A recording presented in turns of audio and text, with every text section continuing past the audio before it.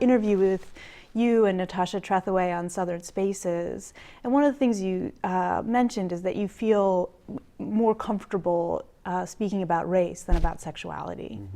And you're also working on poems about, if I have this correct, two newscasters who died of AIDS in the early years of the AIDS epidemic.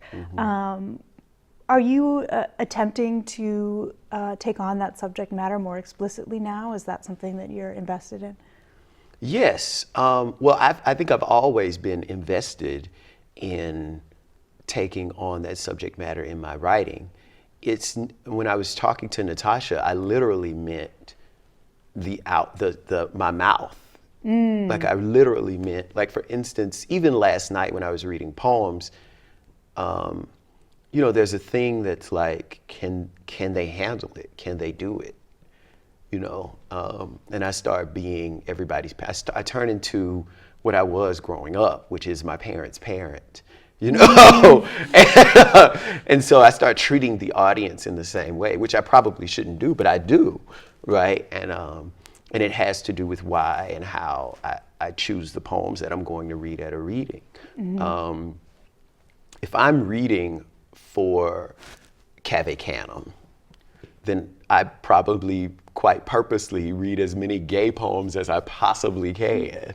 And if anybody in Cave Canem has a problem with it, then I want them to have a problem with it, you know. Whereas, you know, when I'm going somewhere and I don't really know whether or not I can get shanked in the parking lot after, I don't do it. Maybe that'll change as I get older. I did notice last night that I read poems that I probably would have, at the time of that interview with Natasha, avoided years ago. I read Hustle, which has that moment about, I want to remember the lines exactly. The entire family made a barricade at the door to room 403. He died without the man he loved. He died without the man he wanted. What use is love at home or in prison? Or a poem like 1 Corinthians 13:11, where I say, limp now in two places after the Doberman bites the speaker's knee, and so and I'm thinking about the child having a limp wrist and the brother being ashamed of him and all these other things in that poem.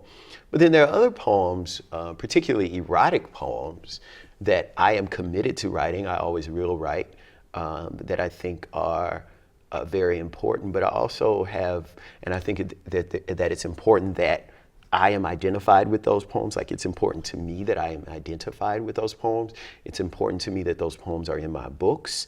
But I'm not always comfortable reading those poems because I'm really not interested in having a conversation only about that. I mean, what's so fascinating to me about, and people have all of these lovely, I mean, I'm sure people watching this are having all kinds of Freudian analysis of me right now. But the truth is that when I teach a gay poet in my class, let's say I teach Frank O'Hara, or let's say I teach Frank O'Hara, and I teach, I mean, he's probably a bad example though, because O'Hara really does seem to be quite gay in all of his poems. And yet, he doesn't necessarily do anything other than be flamboyant in his voice in the poem. So if we think of a poem like The Day Lady Died, right? It seems to me quite obvious that the speaker is gay, but only stereotypically so, right? He's gay because he's like, oh my God, it's not that he's gay. It's not that he's gay because like he has a penis in his mouth in the poem.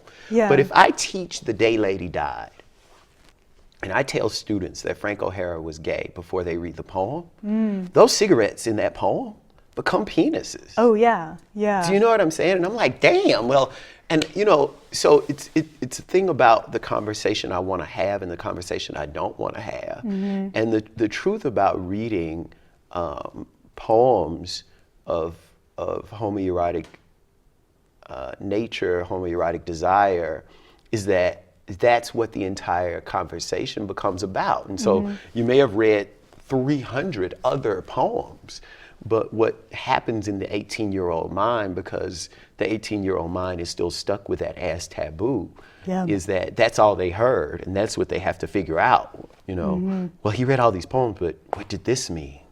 You know, and I don't know that that's.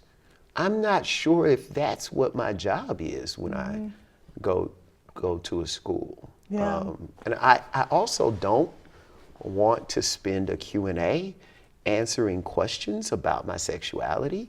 I would rather answer questions, as I did last night, about poetry, which is, you know, do you understand what I'm saying? Absolutely. But Absolutely. I mean, when I'm invited somewhere as a gay writer to do something, I find that I have to answer questions about like my sexuality, which is very odd. And I don't think it's necessarily uncomfortable, but it is very odd to me. It's sort of like, oh, like I remember in San Diego, I visited this class where they were only reading gay writers, and I gave a reading, and after the reading, you know, there were all these questions that were prefaced. Well, as a gay man, do you think? Well, as a gay black man, do you think? Yeah. And I kept thinking, well, like, line breaks, you know? Yeah. I mean, you know, like, I mean, what would have been interesting about that preface would have been like, you know, as a gay black man, what do you think about line breaks? Like, I would have liked that. But that's not what follows. Well, maybe we could end with that question. As a gay black man, what do you think about line breaks? Oh my goodness. Well, what I think about line breaks might not have to do with me being a gay black man, but what I do think about line breaks is that they have a lot to do with doubt, and that poems are infused with doubt, and that every time you get to the end of a line, you have to wonder, because there's still page left. There's still poem left there, right? I mean, this is what's so wonderful about line breaks. You only think you know what's going on. Yeah. Right? Which is why poems are so hard to end. Right? When we end a poem, we have to end the poem with an ending that has that same feeling that we gave when the reader the entire time didn't know at the end of the line, well, I think I know, but maybe I don't. Yeah. I think I know, but maybe I don't. And you know, and I think in that with doubt there comes fear, and so there's literal fear. And so what readers of poetry are engaging in is a sort of embrace of fear, right? Like, I'm not scared of my fear, right? Wherever this next line is going to take me, I'm just going to go, right? And I am. That's part of the reason why I love poetry so much. Yeah.